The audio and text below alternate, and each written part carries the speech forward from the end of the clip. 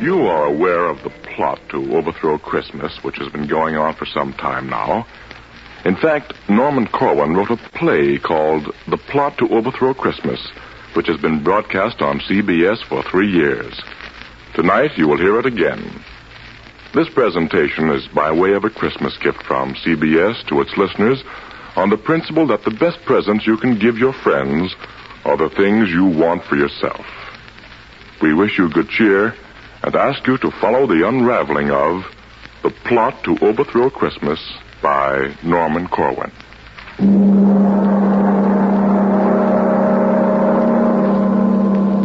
Did you hear about the plot to overthrow Christmas? Well, gather ye now from Maine to the Isthmus of Panama and listen to the story of the utter inglory of some gory goings-on in hell. Now, it happened in Hades, ladies and gentlemen. It happened down there that the fiends held a meeting. The fiends held a meeting for the purpose of defeating Christmas. With the aid of a fade on the radio, we'll take you there with a hi and a hey-de-ho to hear firsthand the brewing of the plot down in the deepest Stygian grot. Grot is a poetical term for grotto. Whenever you hear my voce sotto, or sotto voce, whichever you prefer, it's just I taking pains to make quite sure that nobody makes a poetical allusion which might in any way create confusion. I return you now to the voice you were hearing before I had to do this interfering. As I was saying, in this Stygian grot, the notables of Limbo hatched a plot. And what went on in the sulphurous hole will soon pick up by remote control. Of course, such a pickup is not made quickly. As a matter of fact, it's done rather trickly. You mustn't mind if it sounds erratic. That's merely intra-terrestrial static. And don't be surprised if you're deafened by thunder just as we start on our journey under. You'll hear earthquakes and all of the commoner varieties of natural phenomena. And so, below, via radio, to the regions where legions of the damned go.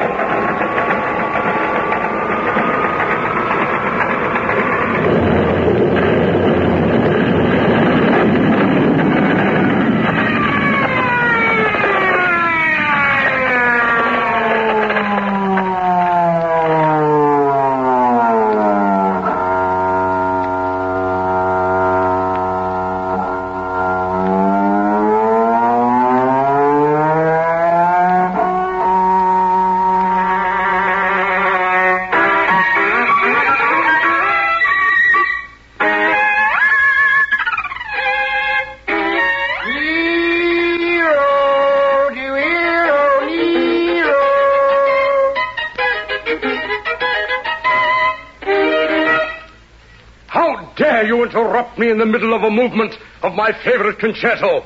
You should look to the improvement of your manners. Sir, if you please, my apologies. I would not have intruded upon your recital if the matter were not so terribly vital. The most important matter in the world is piddling when it comes to be compared with Nero's fiddling. Now, what you say may be very true, but I have been sent here to summon you to a great mass meeting of the tortured souls down in the grot of the flaming coal. A meeting? What for? What's the big idea? Why can't a fellow have some peace down here? Peace, poor soul, can't be found on the premises. This is a region abounding in nemesis. Now you're talking like a travel folder. Tell me, varlet, before I smolder, why are we meeting? Who's on the spot? We're meeting in order to fabricate a plot.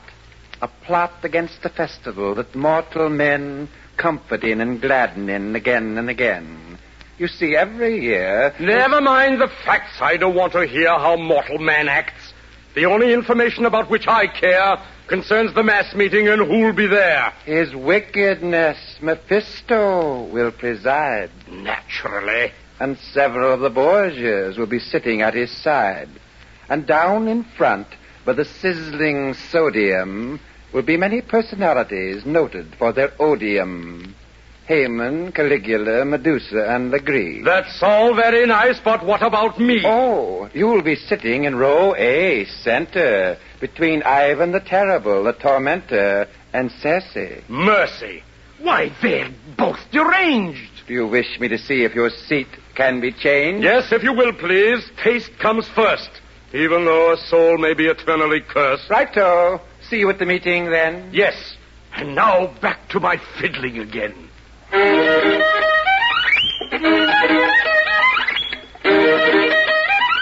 This is I, the sotto voce person. It should have been explained that Nero's rehearsing for nothing in particular. He's just that way. While hell's fires burn, he likes to play. Makes him feel a little more at home. It's just an avocation he picked up in Rome.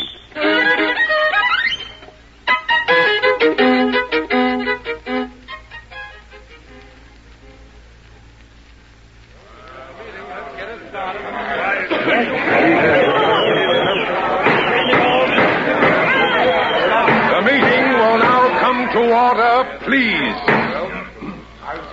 I've called you here from over 60 seas of boiling pitch and blazing phosphorus to stop what constitutes a loss for us.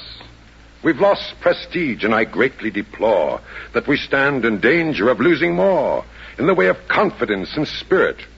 We're far from our goal. We're nowhere near it. And this is the reason.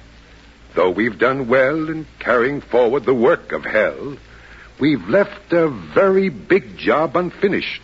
After all these years, there is undiminished goodwill on earth every late December because of Christmas. Now, please remember that as long as this continues to be, the race of man will not belong to me. I will listen now to any questions you may want to ask, and then suggestions. Mr. Chairman. Brother Haman has the floor. You say we have done well in our effort to sell evil. I say we have done better. We have carried out the letter of your law. We've done what I think is a pretty good job. And I say, as a veteran Damon... Sit down there, Haman. Enough of this folly. Sit down yourself. You're off your trolley. Sit down, for I am Ivan the Terrible. You're telling us why you are unbearable. Hello, demons! This is no way to act. Please proceed with a little more tact. I want more decorum in this forum. All personal remarks must cease. Now, Brother Ivan, will you speak your piece? I merely want to say in a casual way that Haman is a radical. He always gets fanatical. Why anybody think to hear him snort that the work of the Nazis should just stop short? Anybody think to hear him talking that Hitler and Hito should stop stalking the ways of the world? Mr. Chairman, Brother Ivan is a demagogue with a brain like a fly and the manners of a hog. Why, he says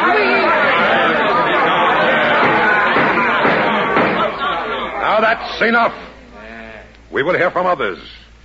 Surely there must be among you brothers enough venom and malevolence to crush a mortal man's benevolence. It's come to this. Are we going to let a little holiday like Christmas get the better of us all down here below? No. Very well then, sirs. Very well. Let's go. Let's lay down our plans now to overthrow this Christmas business and all that guff of holly and mistletoe and stuff. Brother Caligula may take the floor. Mr. Chairman, I abhor, as a former emperor, anything which curbs our rule. I suggest we start right in manufacturing more sin. Let us give some presents, too. Candy sticks and things to chew. Fruits and nuts and little cakes. Poisonous as rattlesnakes. Bravo! Let our subtlest worker be bichloride of mercury. Let us wrap in tinsel bright little gifts of dynamite. Oh! Work things so that men will fear when 12:25 draws near. Bravo! Soon at this rate, if you please, men will hang from Christmas trees.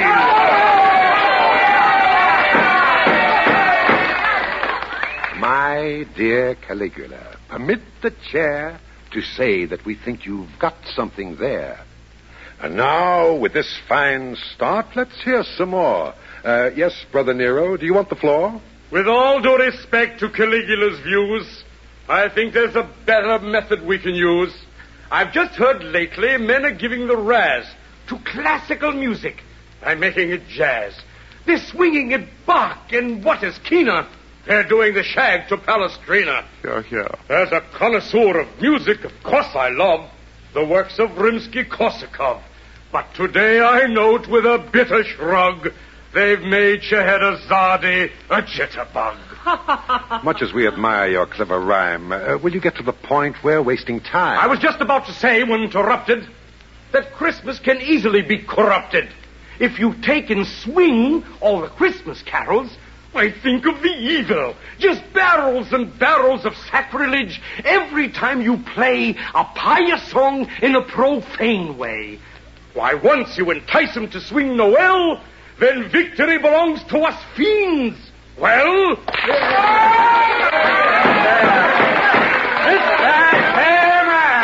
Mr. Legree.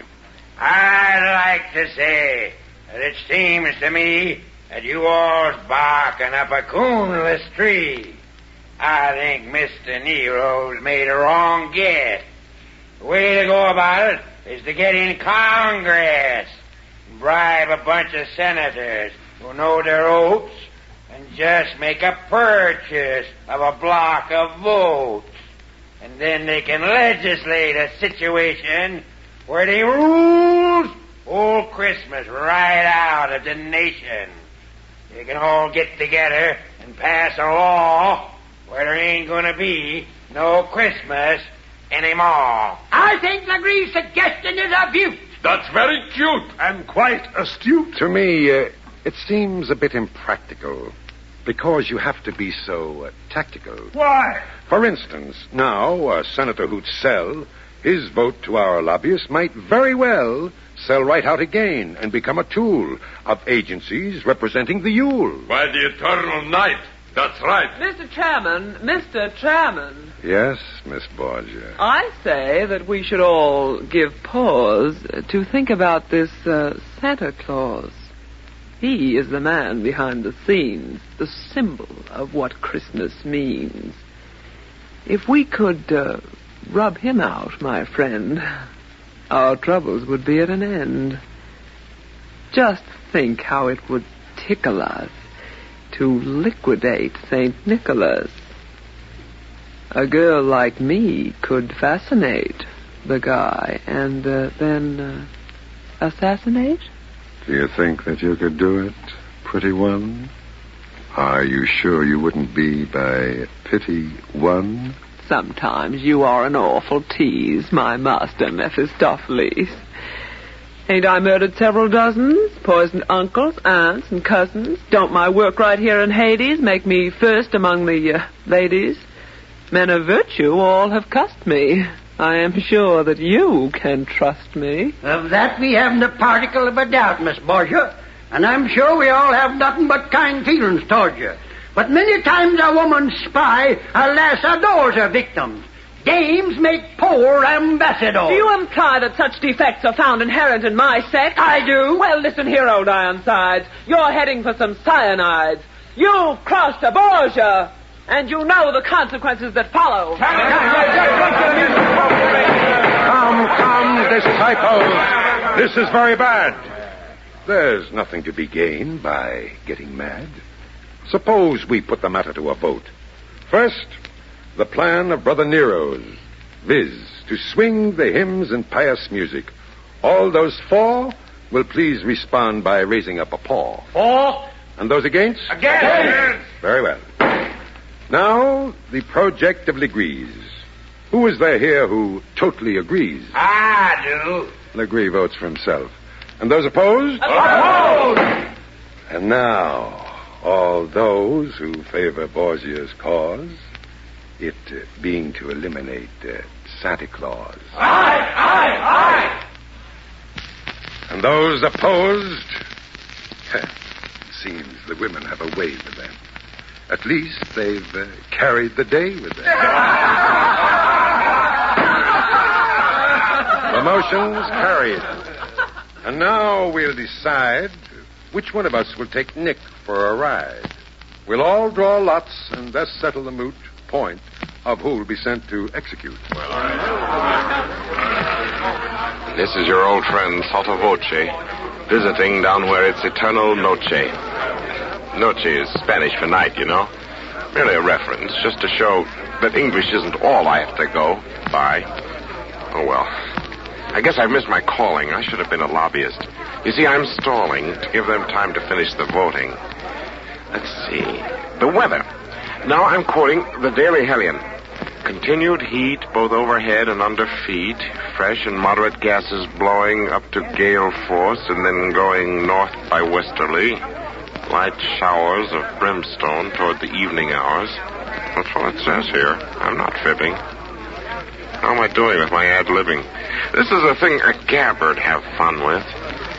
Say, the drawing should soon be done with. We expect the results at any moment now. As soon as...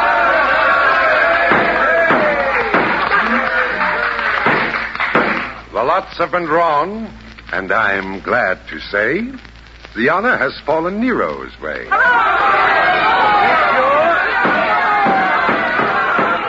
Now, Nero, you are charged with a great task. It's the evilest deed that we could ask a fiend to do. We'll be proud of you. Now, just one moment. How do I get there? What do I wear? Is it dry or wet there? Is it fact or fancy or just word of mouth that he lives at the pole? Is it north or south? If he dwells in the regions to which I've referred, must I pass through a camp of Admiral Byrd? What shall I use when it comes to the showdown? A gun or a dagger? Well, give me the lowdown. Now, Nero, you needn't sound so tragic. You'll get to Earth by the blackest magic. To create an express elevator is simple for an expert spell creator. With a lot of pyrotechnic dazzle, we'll let you off on a hill in Basel, Switzerland. From there, you will make your way to the Arctic Circle, then break your way through ice with a blowtorch. After a while, you are bound to reach Santa's domicile. And once you get there, oh, my dear Nero, all of our work will have gone for zero. If you don't succeed in your assignment, a disadvantage of our confinement. In limbo's the fact that we only get one chance in all the eternal roulette of circumstance. I know. If at first we don't succeed, we can try again. But there is no need, because nothing will come of it. Meaning no offense, do you mind if I take my departure hence? That, my friends, was a big brass gong. It's used in this story right along to indicate that we're about to travel to points where the plot will further unravel. And now, if Ambassador Nero elects, we'll have another spot of sound effects.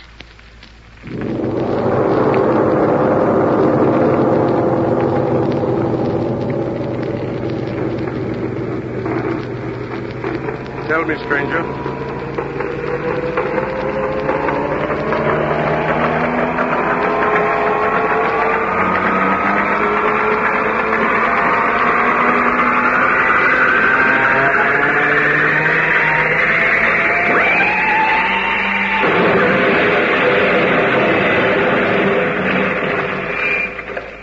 Is this Basel, Switzerland, or is it already Donner and Blitzerland? Donner und Blitzenlands, 5,000 miles away. Thank you, mister. Good day. Tell me, stranger, I've been walking inland for weeks. Where am I now? In Finland.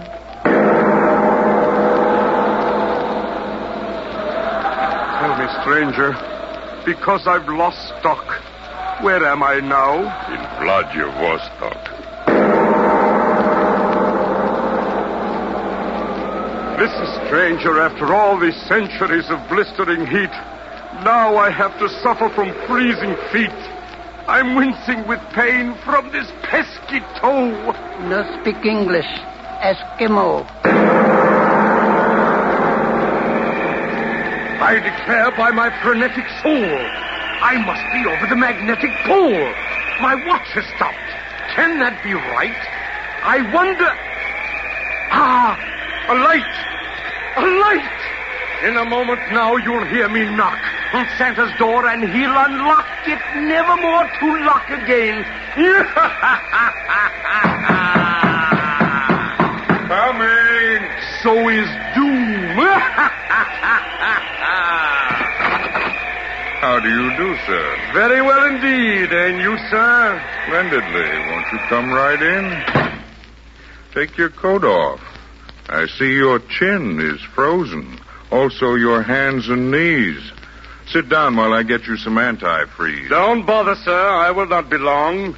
I'm about to perpetrate a fearful wrong. In short, I am going to do away with... Take it easy. Do not play with that gun. I know all about you. Really? Haven't I had my agents scout you for weeks? You've come all this way to abolish Christmas. Now, let me say... Listen, Santa, I'm no callow stripling. I've read Ernest Hemingway and Kipling and also The Shooting of Dan McGrew. And plenty of detective stories, too. And just to show you what a broad guy I am, I've also read The Rubaiyat of Omar Khayyam. Do you think that a fellow with his reading so graded could have learned so little as to be dissuaded from a main objective? Why, don't make me giggle. I'd feel a lot better if you wouldn't wiggle that gun so. Much as I'm impressed with your education, I honestly believe that a figure of your station should have given more thought to the ways of man and less devotion to the cult of Pan. By others, no doubt your wisdom may be prized, but I didn't come here to be criticized. In fact, I came to dispatch a duty. So don't hand me any of this tutti-frutti. If you've any last words you want to say, then spill them. I haven't got all day. Now, what's the rush? Unless I've counted wrong, the polar day has always been 6 months long. Well, after I've disposed of you, I've got to hurry. Right back to hell, they'll begin to worry. Not about you, but about your career in homicide. Do you think that the mere loss of you would make them hysterical? Their only interest is numerical. Think so? Mephisto wants to rule just as much of humanity as possible for reasons of personal vanity. By the sticks, you're right. To think that he'd dare. Are there any ladies here? Will you permit me to swear? My answer to that is an emphatic no. There are several lady dolls in the toy room below. Oh, Claudius. Oh, Cassius. Oh, Naphthaline, what a fool I've been. What a fool I've been. Yeah, but wait. I think I see what you're after. You're as clever as a big-time Roman grafter. You remind me now of my royalty, just to get me in the mood for disloyalty. Do you think I could be that meanly deceptive to Satan? Why, Santa, I'm keenly perceptive.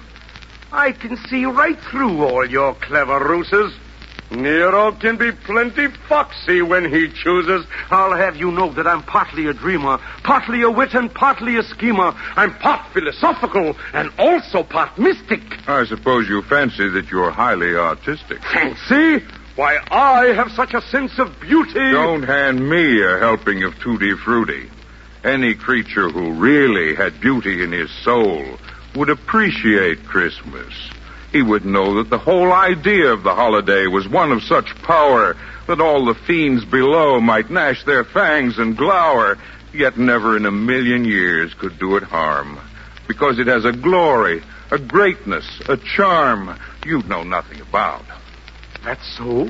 The spirit that it venerates, the good cheer that it generates, are things far, far beyond you. For all your wealth, no man on earth could sell ye these. Am I so cursed as that? Will you tell me, please, what beauties there may be that I've never seen?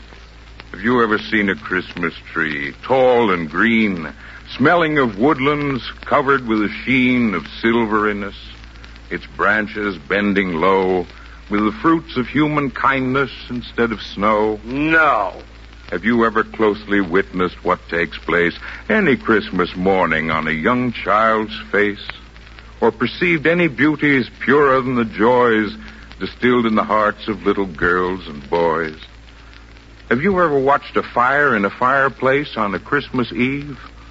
Or listened to a grace at a table heavy with fruits and cakes and all the wonders that a kitchen makes, fowls and pastries, wines and meats, and nuts and raisins and candied sweets? Have you ever seen mistletoe hanging from a ceiling? In frosty air heard a far bell pealing? Have you ever come back from a sleigh ride tingling and your feet keeping time with the sleigh bells jingling? Have you ever seen the beauty of a sprig of holly? Or felt for a moment how it feels to be jolly? Golly. Have you ever known how exceedingly pleasant it is to unwrap a Christmas present? Did you ever know how much cheer it lends to be wished a Merry Christmas by all your friends? Did you ever experience the fun of giving? Do you know at all the joys of living? I guess I don't. For all of me, I never knew such things could be. Just think how long in ignorance I've slept. It must have been the company you kept. I was a wicked tyrant once, you know. Oh, yes, but that was centuries ago. You really had no way of knowing. Perhaps.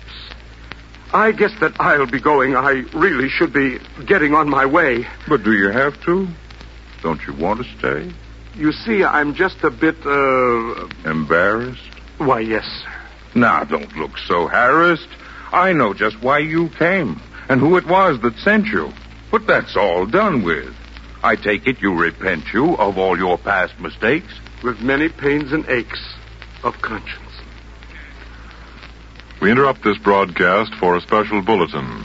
The Algiers radio, recorded by the CBS shortwave listening station, has just reported that Admiral Jean Darlan has been assassinated. Said the Algiers announcer, complete order reigns in Algiers. Further details at 8:55 tonight. We return you now to the program, The Plot to Overthrow Christmas. Here. And tell me, will you have some wine or beer? I never touched the stuff myself, but I managed to keep on hand a little rye for purposes medicinal. I mean, your chin should be unfrozen. What a state it's in. A while ago, you asked me if I understood good cheer. I do so now, St. Nicholas. I see it standing here. I want to ask you something, sir. Now, please don't give a yelp. Is there any sort of work to do where I can be of help? Indeed there is. Indeed there is. And I'm glad you asked me. I have so many toys to make. This year the job's got past me. But first you sit and eat this bowl. I've got a little trifle I'd like for you to see. So will you sit right here and stifle your curiosity? I'll get it for you right away. It's down the hall, please. Who'd ever think it? Will wonders never cease? At last, after all these centuries, I'm so happy I could buzz. It shows you what a lot a little Christmas spirit does. As emperor, I envied oft the cheerfulness of peasants, and now I... Well, here it is, Nero, my boy. By way of Christmas presents, I offer you this little gift. But Santa, for what reason? A very good one, sir. To wit, compliments of the season. Well, go ahead and open it. Why stand there so, reflecting? I'm just collecting thoughts, St. Nick. My thoughts I'm just collecting. Just think how far a tiny bit of fellowship will carry us. Oh, well. I say, what's this? What's this? It is a Stradivarius. Oh, thank you. Thanks a million times. I don't know what to say to you. I'll tell you what I'll do, St. Nick. I'll start right in and play for you. I'll play all night and day for you. Fine, here's some music. I'm sure you'll play it well. It's a little piece entitled Noel, Noel.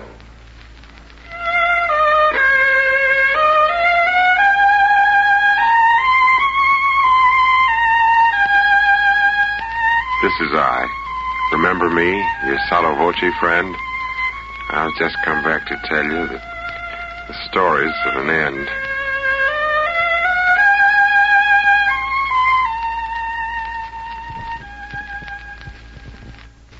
Once again, the plot to overthrow Christmas has been foiled. 1 year ago today, none of us knew whether on December 24th, 1942, we could do such a broadcast as the Norman Corwin holiday play you have just heard. However, we could and we did. And we rather think that the plot to overthrow Christmas will be thwarted again in 1943.